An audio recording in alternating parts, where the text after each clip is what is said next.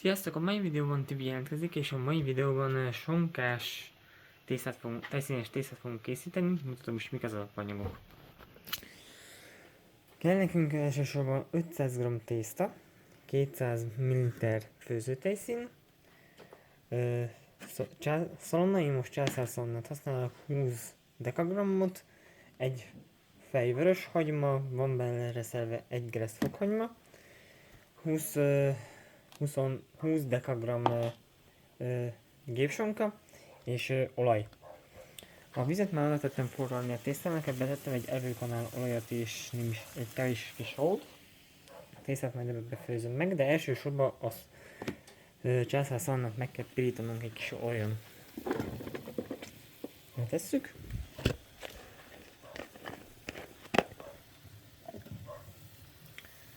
És akkor térek vissza, mint folytatom. Na, a szalonna már megpirítottam. A időközben, amit nem mutattam, az annyi, hogy csak bevezettem a tésztát főni a vízbe.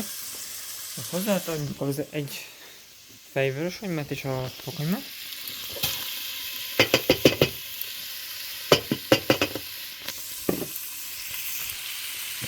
Ezt is meg kell pirítani.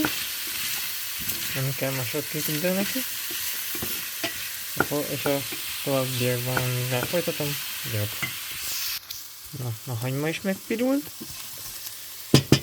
Hozzáadjuk a 20 dekagram gépsonkát.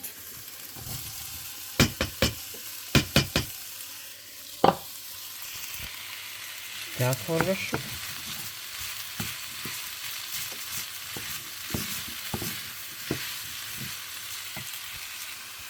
Na, véletlenül állítom a felvételt, nem baj. Igazából csak annyi, nem történt semmi, csak annyit akartam mondani, hogy hozzáadunk 2 deciliter vizet, de többet is hozzáadhatunk, hogy annyit szeretnénk. És hogyha többet szeretnénk, vagy szoftosra szeretnénk, én most ennyire szeretném szoftosra. És összekeverem, feljebb a hőfokot.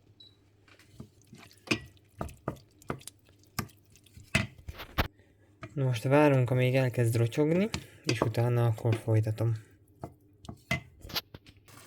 Na, elértük a kívánt eredményt, hozzátesszük a 200 ml főzőtejszínt.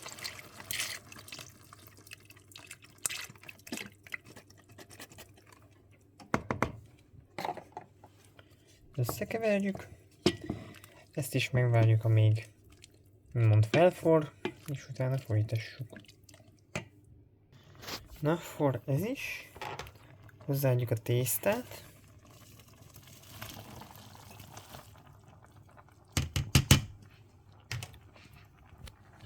Összekeverjük.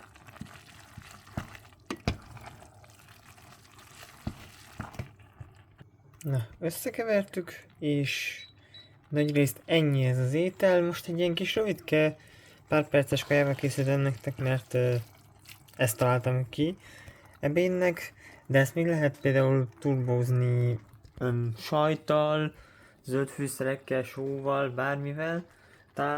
Főzés közben a fűszerekkel, taláskával, sajttal. Remélem tetszett ez a kis rövidke videó, hogyha tetszett, akkor nyomjatok rá, és iratkozzatok fel, következő videóban találkozunk, sziasztok!